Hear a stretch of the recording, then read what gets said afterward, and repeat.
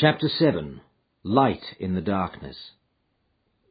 The intelligence with which Lestrade greeted us was so momentous and so unexpected that we were all three fairly dumbfounded. Gregson sprang out of his chair and upset the remainder of his whisky and water. I stared in silence at Sherlock Holmes, whose lips were compressed and his brows drawn down over his eyes. "Stangerson, too," he muttered. "The plot thickens." "It was quite thick enough before," grumbled Lestrade, taking a chair. "I seem to have dropped into a sort of council of war." Are you sure of this piece of intelligence?" stammered Gregson. "I have just come from his room," said Lestrade. "I was the first to discover what had occurred." "We have been hearing Gregson's view of the matter," Holmes observed. "Would you mind letting us know what you have seen and done?" "I have no objection," Lestrade answered, seating himself. "I freely confess that I was of the opinion that Stangerson was concerned in the death of Drebber. This fresh development has shown me that I was completely mistaken. Full of the one idea, I set myself to find out what had become of the secretary. They had been seen together at Euston Station about 8:30 on the evening of the 3rd. At 2 in the morning, Drebber had been found in the Brixton Road. The question which confronted me was to find out how Stangerson had been employed between 8:30 and the time of the crime, and what had become of him afterwards. I telegraphed to Liverpool, giving a description of the man and warning them to keep a watch upon the American boats. I then set to work calling upon all the hotels and lodging-houses in the vicinity of Euston. You see, I argued that if Drebber and his companion had become separated, the natural course for the latter would be to put up somewhere in the vicinity for the night, and then to hang about the station again next morning. "They would be likely to agree on some meeting-place beforehand," remarked Holmes. "So it proved. I spent the whole of yesterday evening in making inquiries entirely without avail.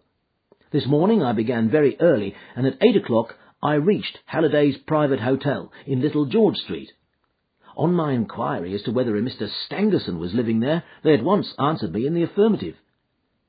'No doubt you were the gentleman whom he was expecting,' they said. 'He has been waiting for a gentleman for 2 days. "'Where is he now?' I asked. 'He is upstairs in bed. He wishes to be called at 9. "'I will go up and see him at once,' I said. It seemed to me that my sudden appearance might shake his nerves and lead him to say something unguarded. The Boots volunteered to show me the room. It was on the 2nd floor, and there was a small corridor leading up to it. The Boots pointed out the door to me, and was about to go downstairs again when I saw something that made me feel sickish in spite of my 20 years' experience. From under the door there curled a little red ribbon of blood, which had meandered across the passage and formed a little pool along the skirting at the other side. I gave a cry which brought the Boots back. He nearly fainted when he saw it. The door was locked on the inside, but we put our shoulders to it and knocked it in. The window of the room was open, and beside the window, all huddled up, lay the body of a man in his nightdress. He was quite dead, and had been for some time, for his limbs were rigid and cold. When we turned him over, the Boots recognized him at once as being the same gentleman who had engaged the room under the name of Joseph Stangerson. The cause of death was a deep stab in the left side, which must have penetrated the heart. And now comes the strangest part of the affair. What do you suppose was above the murdered man?" I felt a creeping of the flesh and a presentiment of coming horror even before Sherlock Holmes answered. "The word Rache written in letters of blood," he said. "That was it," said Lestrade in an awestruck voice. And we were all silent for a while. There was something so methodical and so incomprehensible about the deeds of this unknown assassin that it imparted a fresh ghastliness to his crimes. My nerves, which were steady enough on the field of battle, tingled as I thought of it. "The man was seen," continued Lestrade. "A milk boy passing on his way to the dairy happened to walk down the lane which leads from the mews at the back of the hotel. He noticed that a ladder which usually lay there was raised against one of the windows of the second floor, which was wide open. After passing, he looked back and saw a man descend the ladder. He came down so quietly and openly that the boy imagined him to be some carpenter or joiner at work in the hotel. He took no particular notice of him, beyond thinking in his own mind that it was early for him to be at work. He has an impression that the man was tall, had a reddish face, and was dressed in a long brownish coat. He must have stayed in the room some little time after the murder, for we found blood-stained water in the basin where he had washed his hands, and marks on the sheets where he had deliberately wiped his knife. I glanced at Holmes on hearing the description of the murderer, which tallied so exactly with his own. There was, however, no trace of exultation or satisfaction upon his face. "Did you find nothing in the room which could furnish a clue to the murderer?" he asked. "Nothing. Stangerson had Drebber's purse in his pocket, but it seems that this was usual, as he did all the paying. There was 80-odd pounds in it, but nothing has been taken. Whatever the motives of these extraordinary crimes, robbery is certainly not one of them. There were no papers or memoranda in the murdered man's pocket, except a single telegram dated from Cleveland about a month ago and containing the words, 'J.H. is in Europe.' There was no name appended to this message." "And there was nothing else?" Holmes asked. "Nothing of any importance. The man's novel, with which he had read himself to sleep, was lying upon the bed, and his pipe was on a chair beside him. There was a glass of water on the table, and on the window-sill a small chip ointment box containing a couple of pills." Sherlock Holmes sprang from his chair with an exclamation of delight. "The last link!" he cried exultantly. "My case is complete." The two detectives stared at him in amazement. "I have now in my hands," my companion said confidently, "all the threads which have formed such a tangle. There are, of course, details to be filled in, but I am as certain of all the main facts from the time that Drebber parted from Stangerson at the station up to the discovery of the body of the latter as if I had seen them with my own eyes. I will give you proof of my knowledge. Could you lay your hand upon those pills?" "I have them," said Lestrade, producing a small white box. "I took them and the purse and the telegram, intending to have them put in a place of safety at the police station. It was the merest chance my taking these pills, for I am bound to say I do not attach any importance to them." "Give them here," said Holmes. "Now, Doctor," turning to me, "are those ordinary pills?" They certainly were not. They were of a pearly grey colour, small, round, and almost transparent against the light. "From their lightness and transparency, I should imagine that they are soluble in water," I remarked. "Precisely so," answered Holmes. "Now, would you mind going down and fetching that poor little devil of a terrier which has been bad so long, and which the landlady wanted you to put out of its pain yesterday?" I went downstairs and carried the dog upstairs in my arms. Its laboured breathing and glazing eye showed that it was not far from its end. Indeed, its snow-white muzzle proclaimed that it had already exceeded the usual term of canine existence. I placed it upon a cushion on the rug. "I will now cut one of these pills in two," said Holmes, and drawing his penknife, he suited the action to the word. "One half we return into the box for future purposes. The other half I will place in this wine-glass, in which is a teaspoonful of water. You perceive that our friend the doctor is right, and that it readily dissolves." "This may be very interesting," said Lestrade in the injured tone of one who suspects that he is being laughed at. "I cannot see, however, what it has to do with the death of Mr. Joseph Stangerson." "Patience, my friend, patience. You will find in time that it has everything to do with it. I shall now add a little milk to make the mixture palatable, and on presenting it to the dog, we find that he laps it up readily enough." As he spoke, he turned the contents of the wine-glass into a saucer and placed it in front of the terrier, who speedily licked it dry. Sherlock Holmes' earnest demeanour had so far convinced us that we all sat in silence, watching the animal intently and expecting some startling effect. None such appeared, however. The dog continued to lie, stretched upon the cushion, breathing in a laboured way, but apparently neither the better nor the worse for its draught.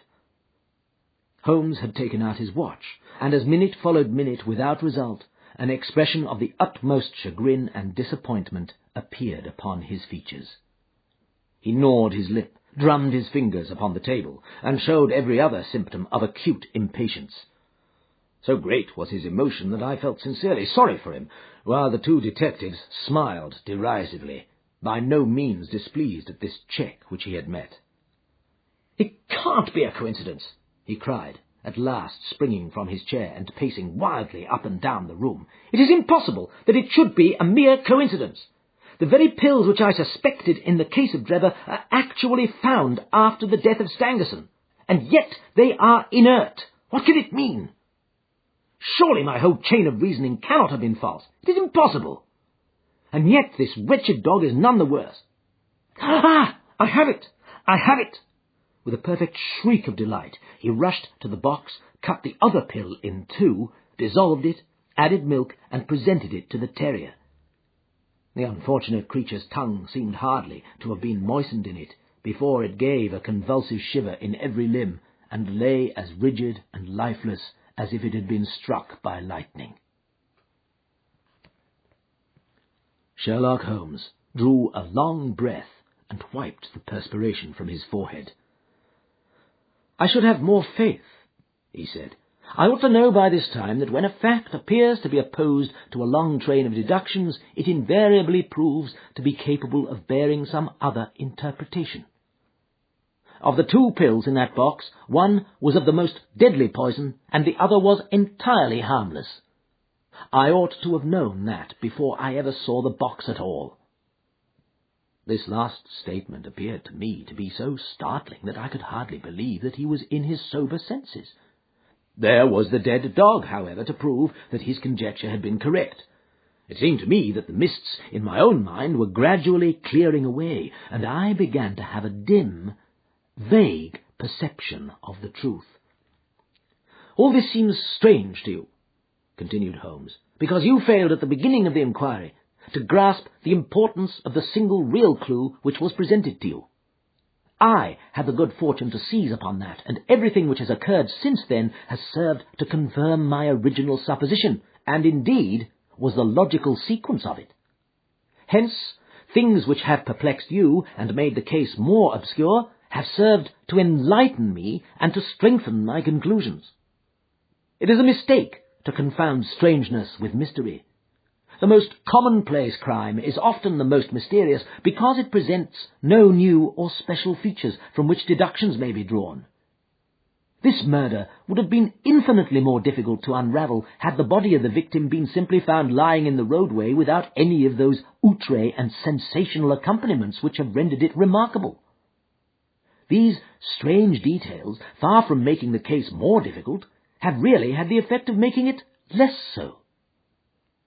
Mr. Gregson, who had listened to this address with considerable impatience, could contain himself no longer. "Look here, Mr. Sherlock Holmes," he said, "we are all ready to acknowledge that you are a smart man and that you have your own methods of working. We want something more than mere theory and preaching now, though. It is a case of taking the man. I have made my case out, and it seems I was wrong. Young Charpentier could not have been engaged in this second affair. Lestrade went after his man, Stangerson, and it appears that he was wrong too. You have thrown out hints here and hints there, and seem to know more than we do. But the time has come when we feel that we have a right to ask you straight how much you do know of the business. Can you name the man who did it?" "I cannot help feeling that Gregson is right, sir," remarked Lestrade. "We have both tried, and we have both failed. You have remarked more than once since I have been in the room that you had all the evidence which you require. Surely you will not withhold it any longer." "Any delay in arresting the assassin," I observed, "might give him time to perpetrate some fresh atrocity." Thus, pressed by us all, Holmes showed signs of irresolution. He continued to walk up and down the room with his head sunk on his chest and his brows drawn down, as was his habit when lost in thought. "There will be no more murders," he said at last, stopping abruptly and facing us. "You can put that consideration out of the question. You have asked me if I know the name of the assassin. I do. The mere knowing of his name is a small thing, however, compared with the power of laying our hands upon him. This I expect very shortly to do. I have good hopes of managing it through my own arrangements, but it is a thing which needs delicate handling, for we have a shrewd and desperate man to deal with, who is supported, as I have had occasion to prove, by another who is as clever as himself. As long as this man has no idea that anyone can have a clue, there is some chance of securing him. But if he had the slightest suspicion, he would change his name and vanish in an instant among the 4 million inhabitants of this great city. Without meaning to hurt either of your feelings, I am bound to say that I consider these men to be more than a match for the official force, and that is why I have not asked your assistance. If I fail, I shall of course incur all the blame due to this omission, but that I am prepared for. At present, I am ready to promise that the instant that I can communicate with you without endangering my own combinations, I shall do so." Gregson and Lestrade seemed to be far from satisfied by this assurance, or by the depreciating allusion to the detective police. The former had flushed up to the roots of his flaxen hair, while the other's beady eyes glistened with curiosity and resentment. Neither of them had time to speak, however, before there was a tap at the door, and the spokesman of the street Arabs, young Wiggins, introduced his insignificant and unsavoury person. "Please, sir," he said, touching his forelock, "I've the cab downstairs." "Good boy," said Holmes blandly. "Why don't you introduce this pattern at Scotland Yard?" he continued, taking a pair of steel handcuffs from a drawer. "See how beautifully the spring works. They fasten in an instant." "The old pattern is good enough," remarked Lestrade, "if we can only find the man to put them on." Very good," said Holmes, smiling. "The cabman may as well help me with my boxes. Just ask him to step up, Wiggins." I was surprised to find my companion speaking as though he were about to set out on a journey, since he had not said anything to me about it. There was a small portmanteau in the room, and this he pulled out and began to strap. He was busily engaged at it when the cabman entered the room. "Just give me a help with this buckle, cabman," he said, kneeling over his task and never turning his head. The fellow came forward with a somewhat sullen, defiant air, and put down his hands to assist. At that instant there was a sharp click, the jangling of metal, and Sherlock Holmes sprang to his feet again. "Gentlemen," he cried with flashing eyes, "let me introduce to you Mr. Jefferson Hope, the murderer of Enoch Drebber and of Joseph Stangerson." The whole thing occurred in a moment, so quickly that I had no time to realize it. I have a vivid recollection of that instant, of Holmes's triumphant expression and the ring of his voice, of the cabman's dazed, savage face as he glared at the glittering handcuffs which had appeared as if by magic upon his wrists. For a second or two we might have been a group of statues. Then, with an articulate roar of fury, the prisoner wrenched himself free from Holmes's grasp and hurled himself through the window. Woodwork and glass gave way before him, but before he got quite through, Gregson, Lestrade, and Holmes sprang upon him like so many staghounds. He was dragged back into the room, and then commenced a terrific conflict. So powerful and so fierce was he that the 4 of us were shaken off again and again. He appeared to have the convulsive strength of a man in an epileptic fit. His face and hands were terribly mangled by his passage through the glass, but loss of blood had no effect in diminishing his resistance. It was not until Lestrade succeeded in getting his hand inside his neckcloth and half strangling him that we made him realize that his struggles were of no avail, and even then we felt no security until we had pinioned his feet as well as his hands. That done, we rose to our feet, breathless and panting. We have his cab," said Sherlock Holmes. "It will serve to take him to Scotland Yard. And now, gentlemen," he continued, with a pleasant smile, "we have reached the end of our little mystery. You are very welcome to put any questions that you like to me now, and there is no danger that I will refuse to answer them."